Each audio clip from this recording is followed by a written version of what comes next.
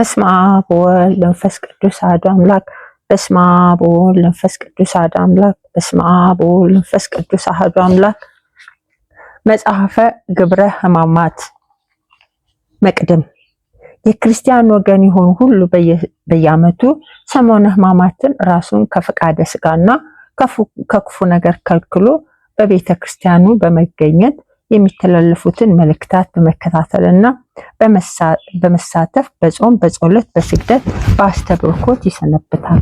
ሰሞነ ሕማማት የሚባለው ከአብይ ጾም መጨረሻ ከሆሳና ዋዜማ ጀምሮ እስከ ትንሣኤ ባሉት ቀን ውስጥ ያለው ሲሆን ሰሞነ ሕማማት የተባለበትን ምክንያት ነቢዩ ኢሳይያስ አስቀድሞ የጌታችን የምስጢረ ሕማማቱን ነገር በመንፈስ ቅዱስ ተገልጾለት እርሱ በእውነት ደዌያችንን ተቀበለ ሕማማችንን ተሸከመ ሲል እንደተናገረው የዓለም መድኃኒት ኢየሱስ ክርስቶስ ስለኛ ድህነት በፍቃዱ ሕማማተ መስቀልን በትዕግስት በመሸከም ማህያዊ ሞቱን በመሰቀሉ የተፈጸመ በመሆኑ እኛም መከራ መስቀሉን የምናስብበት ስለሆነ ሰሞነ ሕማማት ተብሏል።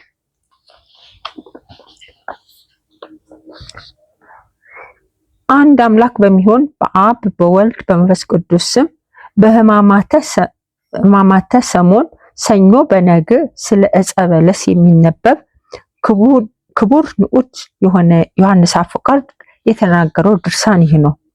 ልዩ ልዩ የሆነ የውሃ ምንጮች አጠገብ ወዳለ ዛፍ ዓይን በተመለከተች ጊዜ ስለ እርሷ ልብ ደስ ብሎት ሰው ወደ እርሷ ይሄዳል።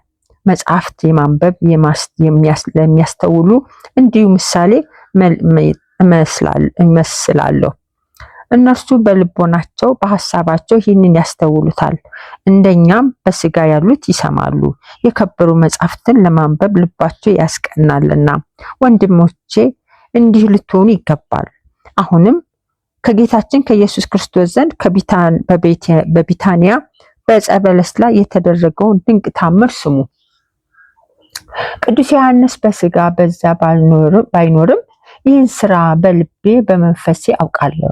የጌታችን የኢየሱስ ክርስቶስ ፍቃድ በዛች በበለስ እንጨት ላይ ያደረገውን እኔ አነባለሁ አለ። ያቺ በለስ ጌታችን ኢየሱስ ክርስቶስ ወደ እርሷ ከመምጣቱ በፊት ለምልማ ቅጠል አውጥታ ነበር። ጌታችንም በውስጥሽ ፍሬ ይሁን ባላት ጊዜ ወዲያውኑ ደረቀች፣ ከስሯም ተነቀለች። ቅዱስ ወንጌል እንዲህ አለ። በዛች ቀን በነጋም ጊዜ ከከተማ ሲወጣ ጌታ ኢየሱስ ክርስቶስ ተራበ። በመንገድም የበለስ ፍሬ አይቶ ወደ እርሷ ሄደ፣ ግን በውስጧ ያገኘው ፍሬ የለም ከብቻዋ ቅጠል በቀር። እንግዲህ ወዲህ ለዘላለም ፍሬ አይገኝብሽ አላት። ያችን በለስ ወዲያው ደረቀች። ዮሐንስ አፈወርቅ ይህንን ስራ ባሰብኩ ጊዜ እደነግጣለሁ። ይህ ቃል ይህንን ድንቅ ስራ ለመመርመር ባሰብኩ ጊዜ ልቤ ይከፈላል አለ። ወዲያውም ድንቅ ስራ በተመለከቱ ጊዜ ልዩ የሆነ ሐሳብ አገኛለሁ። የተሰወረ ጽሑፍ ተጽፎበት ዋጋቸው በብዙ የከበሩ አዕናቁ ወደ ያዘ የወርቅ ሳጥን እንደሚመለከቱና በውስጡ ካሉት አዕናቁ ብርሃን የተነሳ እንደሚያንጸባርቅ የወርቅ ሳጥን ያይ ዘንድ እንደሚሻ ነው። ዳግመኛም አይቶ መልካሙነቱን ያውቅ ዘንድ በውስጡ የተጻፈው ምስጢር ይረዳ ዘንድ እንደሚቸኩል። ወንድሞቼ በዚያች ዕለት የከበረ ወንጌል ያለው ለሁሉ የሚያስረዳውና ባየሁት ጊዜ እኔንም እንዲሁ ነኝ። በልቤ ወደሱ ተመለከትኩ። የከበረ ወንጌል በነጋ ጊዜ ኢየሱስ ክርስቶስ ወደ ከተማ ሲወጣ ተራበ የሚለው ዜናውን ድንቅ ስራውን ለማወቅ ሰውነቴ ወደደች። ይህ ምን ይረቅ ምን ይደንቅ! ይህ እንግዳ ነው። ዓለሙን ሁሉ የሚመግብ ከ5 እንጀራ ከ5,000 ሕዝብ ያጠገበ ተራበን? ወይስ ውሃ ወይን ይሆን ዘንድ ያዘዘ ተራበን? ያይለት ዘንድ የኡሩን ዓይን ጭቃ ቀብቶ ያበራውን ተራበን? በማዕበል ላይ ሄደ እግሮቹ ያራሱ ተራበን? ንፋስን የገሰጸ ለቃሉ የታዘዙትን ሁሉ በቃሉ የያዘ እርሱ ተራበን? ኢሳይያስ እግዚአብሔር ለዘላለም አይራብም፣ አይጠማም፣ አይደክምም እንዴት አለ። ክርስቶስ አምላክ እንደሆነ የከበሩ መጻሕፍት ይመሰክራሉ። ወንጌላዊ ዮሐንስ ያን ቃል ቀዳማዊ ነው።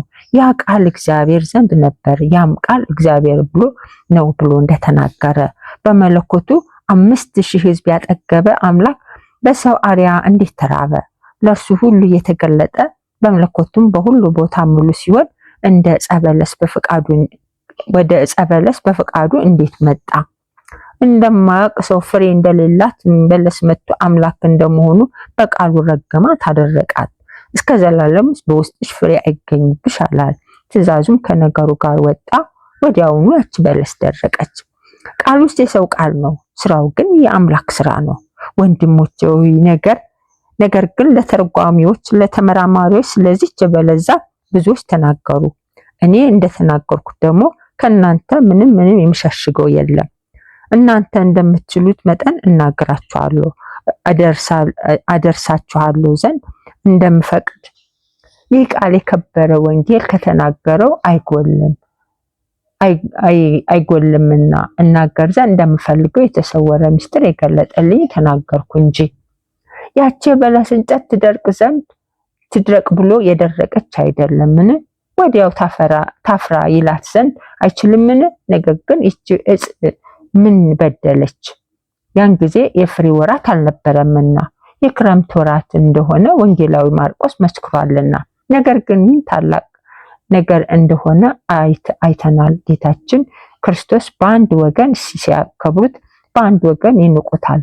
ደረቀች ስለሚለው ቃል ያከብሩታል፣ እርሷን በመቆጣቱ ይነቅፏታል።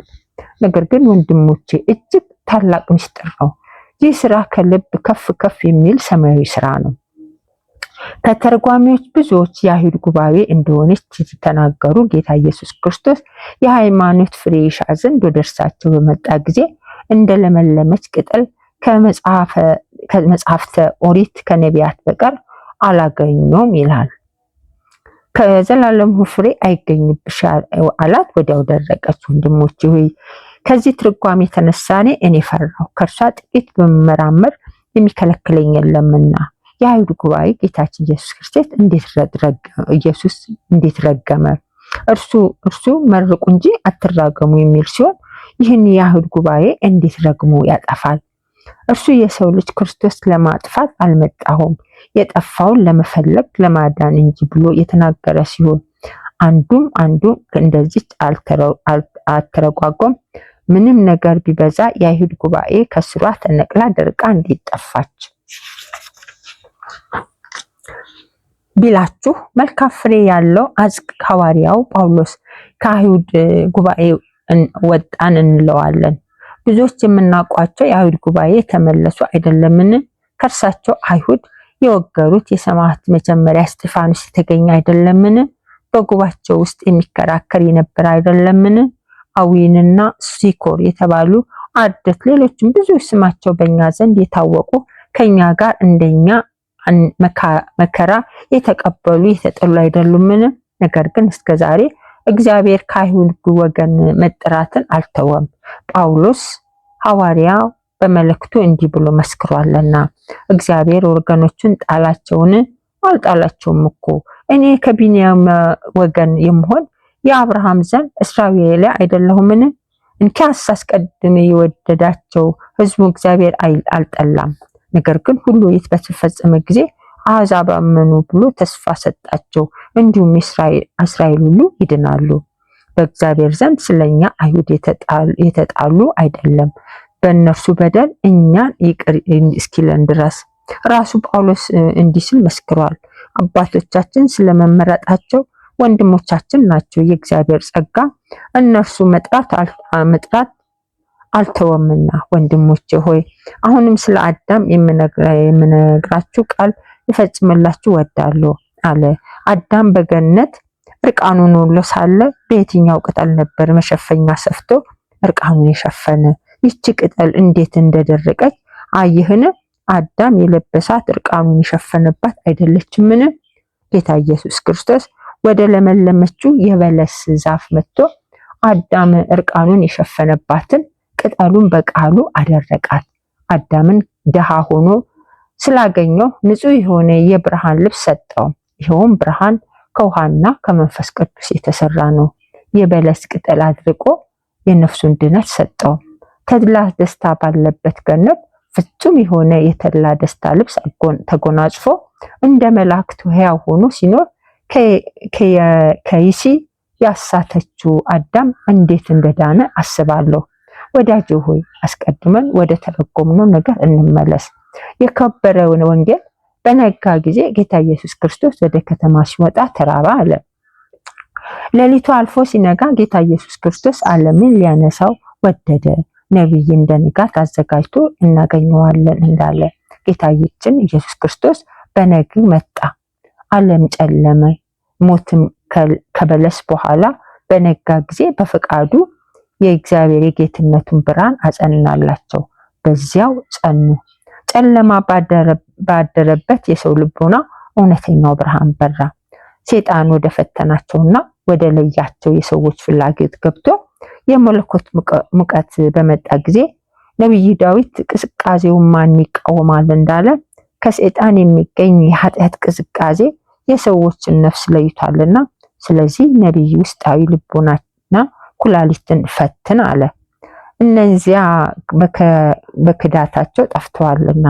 ስለዚህ ነቢይ ሁሉንም ተሰብስበው አቤቱ ምርኳችንን መልስ እያሉ ጸለዩ። ከአዜብም ከሙቀት ጋር እንደሚነፍስ ንፋስ በረዶ የሆነውን ውሃ ወደ ቀደመ ፍጥረቱ እንደሚመልስ እንዲሁ ሰይጣን ባመጣው በደል ሁላችን ሙታኖች ሆነን ሳለን እንደ አዜብ ንፋስ ክርስቶስ ወደኛ መጥቶ ወደማትሞተው ወደ ቀደመችው ፍጥረታችን መለሰን። አስቀድመን ያስታወስነው ይህ ሙቀት ስለ አዜብ ሲሆን የክርስቶስ ሙሽራው ቤተክርስቲያን ናት። ሰለሞን ምስጋና የተባለች መጽሐፍ ሰሜናዊ ንፋስ ተነሳ፣ ደቡባዊ ንፋስና በተክሌ ቦታ ንፋስ ሽቾዬ ይፍሰስ ትላለች። ሲነጋም ጌታ ኢየሱስ ክርስቶስ መጣ። የከበረ ወንጌል ወደ እርሱ መጣ። ሲናገር ምንኛ መልካም ነው። ከገነት የተሰደደ የአዳም ነገሩ ይህ ነው። ጌታ ኢየሱስ አዳም ወደ ወደቀበት ቦታ ወደዚህ አገር መጣ። ወዳጄ ወንድም ሆይ ሀገር ሲል በሰማሁ ጊዜ ምድራዊት የሆነች አታስብ፣ በሰማያዊ ማደሪያ በኢየሩሳሌም ሰማያዊት እንደሆነች እንጂ። ሐዋርያው ጳውሎስ መኖሪያችሁ ሰማያዊት አገር ናት እንዳለ በነጋም ጊዜ ጌታ ኢየሱስ ክርስቶስ ወደ ሀገር ሲገባ ተራበ። መራቡ ሰው እንደሚበላው መብል አይደለም፣ ስለ ሰው ደህንነት ነው እንጂ። እርሱ ራሱ በቅዱስ ወንጌል የኔስ መብል የላከኝ አባቴን ፍቃድ አደርግ ዘንድ ነው፣ እናንተ የላከኝ በአባቴ ታምኑ ዘንድ ነው እንዳለ ያመነበት ለዘላለም አይሞትም። በነጋ ጊዜ ኢየሱስ ወደ ሀገር ገብቶ ተራበ። የበለስም ዛፍ አይቶ ወደ እርሷ ሄደ። ወደ እርሷም ሄዶ መልካም ነገር አልፎባት ሄዶ ቢሆን ለማይሞት ለከይሲ ዲያብሎስ ማደሪያ ሆና በኖረች ነበርና፣ ነገር ግን ወደዚያች በለስ ዛፍ መጥቶ ፈጽሞ አጠፋት። በዛች የበለስ እንጨት ዘንድ ናትናኤል አየው። በዛች በለስ እንጨት ዘንድ ናትናኤልን አየው። ጌታችን ፊልጶስ ሳይጠራ ከበለስ በታች አየሁ አለው። ይቺ ዕፀ በለስ ነቢይ ዕንባቆም ወደ ሌሎች አገሮች አልወጣም በለስም አታፈራም ብሎ አስታውሷታልና፣ የዚች ዕፅ ላይ ዘኬዎስ ወጥቶ ጌታችን አየው። ስለዚህ ጌታችን ፈጥነህ ውረድ አለው።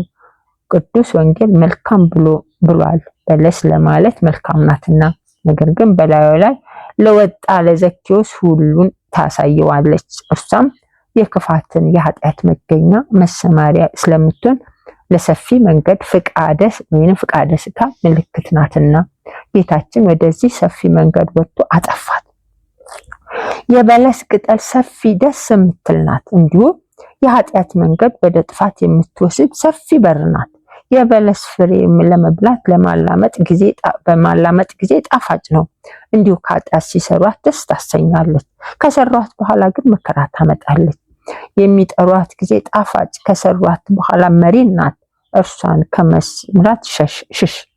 የሰለሞን የጥበብ መጽሐፍ ከአመንዝራ ሴት አፍ ማር ይፈልሳል፣ ከዚያም ወዲያ ግን ሁለት አፍ ካለው ምላጭ ይስላል አለ። ያንንም ማር በቀመስ ጊዜ ለአፍህና ለጉሮሮህ ጣፋጭ ሆኖ ሳለ ከዚህ በኋላ እጅግ የሚጎዳ መራር ሆኖ ታገኘዋለህ። አመንዝራ ሴትም አንደበተ ለስላሳ ናት፣ ከማር ከስኳር የሚጣፍጥ ነገርን ትናገራለች። ወዲያው መራራ ሞትን ከእርሷ ያገኘሃል። እንዲሁ አርዌ ምድር ላይ ባነጋገሯ የጣፈጠች ናት፣ በሽንገላ ግን መራራ ሆነች። መብል ጣፋጭ ነው፣ መውደቅን መራራ ነው። የሚጣፍጥ ቃል ተናግረህ በሚያጠፉ መርዝ ከምትገድል ከዚያች ከአመንዝራ ሴት ሽሽ፣ ከበሽታ ሽሽ፣ ይኸውም ኃጢአት ነው። ኤልያስ ከአመንዝራይቱ ኤልዛቤት ፊት እንደሸሸ ጌታ ኢየሱስ ክርስቶስ ሕይወትን ለተራቡ ሰዎች ከሰማይ ወርዶ ሰው ሆኖ መጣ። የዚህ ዓለም መንገድ እጅግ ሰፊ ሆኖ ለሰው መልካም መስሎ አገኘው። ወደ እርሷም መጥቶ ቅርንጫፏን ሰፍቶ ለምለማ ከኃጢአት መንገድ ሆና አገኛት። የሞት ፍሬ ግን ገና አላፈራችም ነበር፣ ወራቱ የፍሬ አይደለምና። በወንጌል እንደተባለ ፍሬ የሌለባት ያን ጊዜ የፍሬ ወራት ስላልሆነ ስለዚህ ይህችን ዕፅ የሞት ፍሬ ትሰጥ ዘንድ እንዴት ትቻለች? ዳግመኛም ጌታችን ኢየሱስ ክርስቶስ ሰዎችን ለማንሳት ይቀድሳቸውን ዘንድ ወደ ዓለም መጣ። ስለዚህ ፍሬ የሌላት ሆነች። ሐዋርያው ጳውሎስ ከአዳም እስከ ሙሴ ሞት ሰለጠነባቸው እንዳለ ሞት ሰልጥኖባቸዋልና። ሙሴ ማለት ሕግ ነው። ስለዚህ ቅዱስ ወንጌል ምስክር ሆኖ ሙሴና ነቢያት አላቸው ከእርሳቸው ይስሙ በማለት። ስለዚህ በውስጥሽ ለዘላለም ፍሬ አይገኝብሽ አለ። ጌታ ኢየሱስ ክርስቶስ ወደ እሷ መጣ። ይህች ዕፅ ጌታችን ኢየሱስ ክርስቶስ ከመውጣቱ አስቀድሞ የሞት ፍሬ አፍርታ ነበር። ጌታችን በመጣ ከእርሱም በሚያንሳን ጊዜ እንጨቷ ለዘላለም ፍሬ አይገኝብሽ አላት። ያቺ ፍሬ ወዲያው ደረቀች። መጽሐፍ ሞት ድል ተነሳ፣ ሞት ስልጣን የት ነው? መቃብርስ መውጊያው ወዴት ነው? ያለው ተፈጸመ። ወንጌላዊ እንጨቲቱ የለመለመችበት ጊዜው ክረምት ነው አለ። ኤልያስም ክረምት እንደሆነ የነገራችን ሴጣን ያመጣው ኃጢአትን በውስጧ ስለበቀለ ነው አለ። ጌታችን ኢየሱስ ክርስቶስ ከመምጣቱ በፊት ለጣዖት በማስገዛት መናፍስት ርኩሳን ሰዎች አድክሟቸው ነበርና ሰውን በመግደል በመብል በመጠጥ በመቀማጠል የረከሱ ኃጢአትን በመስራት ከዚህ በኋላ ጌታችን መድኃኒታችን ሰላማችን ኢየሱስ ክርስቶስ መጥቶ የበጎ ስራ ጠላቶች የሆኑና በመብል በመጠጡ በመቀማጠሉ በማስወገድ ወደ ክፋት ባህር የሚያሰጥሙትን ርኩሳን መናፍስት አጠፋ። መጥቶም ፍትወተ እኩያትን ኃጣውያን ርኩሳንን አጠፋ። ሁከቱም ጸጥ አደረገ። ዕፀ በለስን አድርቆ ብሩህ የሆነ ሕይወት በሃይማኖት የበቀለ ዕፀ መስቀል ተከለልን። ይህ የከበረ የተዘረጋ መስቀል ስሩ በምድር ጫፍ ከሰማይ ያለ ቅጠሉ የማይረግፍ አበባው ለጥፋት ፍሬው ለሞት ያልሆነ ነው። ይህ ነቢይ ዳዊት ስለሱ ሲናገር በውሃ ዳር የተተከለ በየጊዜው ፍሬውን የሚሰጥ ቅጠሉ የማይረግፍ ያለው ነው። ይህ እንጨት ጥበብ ስለሱ ስትናገር የሚያምኑባት ሁሉ የሕይወት ዕፅ ነው ይላለች። ነቢይ ኤርምያስ ስለ ዕፅ ተናገረ። በአይሁድ ዘንድ ባየነው ጊዜ ኑ በምግቡ ውስጥ ዕፅን ጨምር፣ ከሕያዋን ምድር እናጥፋቸው ትላላችሁ ሲላቸው በህብስት የሚሰጥ የክርስቶስ ሥጋውን የሕይወት ዕፅ ይላል ጌታችን። እርሱ ህብስቱን አንስቶ ስለእናንተ ስለ ኃጢአት ማስተሰሪያ በመስቀል ላይ የሚፈተተው ሥጋዬ ይህ ነው፣ በንፋስ የሚበሩ ኃይላን አጋንንት ያጠፋ የመንግስተ ሰማያት መንገድ አዘጋጀልን። የሚያምኑት ይህ ዕፅ ወደ ሰማያት ለማውጣት መሰላል አደረገውም። ወንድሞቼ ሆይ ይህ ዕጹብ ድንቅ የሆነ ስራ በሰማችሁ ጊዜ እውነተኛው የወይን ተክል ክርስቶስ በላዩ የተዘረጋበት ይህ ዕፀ መስቀል እንደሆነ እወቁ። እርሱም ለሰይጣናት ሞትና ጥፋት ለእኛም ላመንነው የሕይወት ዕፅ በደላችን የሚደመስስ የእረፍት ልብስ የምንጎናጸፍበት ነው። ምስጢሩን የሚናገር ይህ ጥበበኛ ሰለሞን ነው። መኃልየ በተባለ መጽሐፉ ከጥላው በታች ማደር እወዳለሁ ይላል አለ። ጣፋጭ ፍሬውን በዘመናችን እንመገብ፣ ይህችም ሕይወት ወደዳት። ነቢይ ዳዊት ክፉ ከኔ አይርቅ ዘንድ በክንፈ ረድኤት ሰውረኝ አለ። ወዮ ይህ ድንቅ ታላቅ ስራ ነው። ይህ ምስጢር ሐዲስ ነው። ከዚህ ዕፀ ሕይወት ምንጭ ይፈሳልና። ይህ መስቀል ጌታ ጎኑን ተወግቶ ውሃና ደም ከእርሱ በወጣ ጊዜ የሚጠጣ ነው። ደም ግን መስቀል የለበሰው የለበስነው ልብስ ነው። ከጎኑ የፈሰሰ ውሃ ለምእመናን የማይጠፋ ፍሬ ያፈራ ዘንድ በስጋው የታየ ነው። ስለዚህ ለመስቀል መስገድ ይገባል።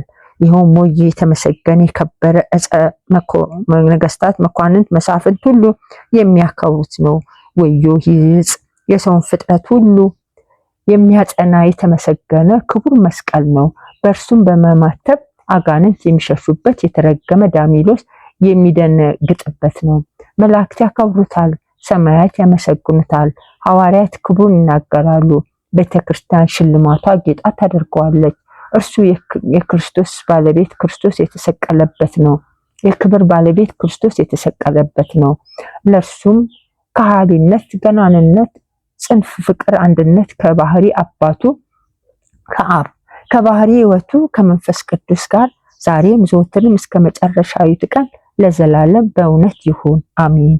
ጌታችን ኢየሱስ ክርስቶስ የስቃዮቹ ምክር ያጠፋ የምእመናን ማህበር የሰበሰበ በደብረ ጽዮን በተገለጸ ጊዜ ያን ጊዜ ከበጎ አገልጋዮቹ ንጹሐን ክቡራን ከሚሆኑ ጋር እኛም በደለኞች ኃጢአተኞች አንድ ያደርገን። የብርሃን እናት በምትሆን በእመቤታችን ጸሎት ይጠብቀን። በዚህ ዓለምም ቢሆን በሚመጣውም ዘመን የቤተ ክርስቲያን መባግ ከሚጠብቅ ከአባታችን የሚጠብቅ አባታችን ከአባ ሰላምን ጋር ለዘላለም አሜን። የሰኞ ግብረ ሕማማት እዚህ ላይ ይፈጸማል።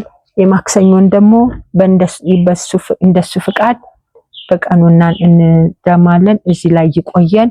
አሜን አሜን አሜን።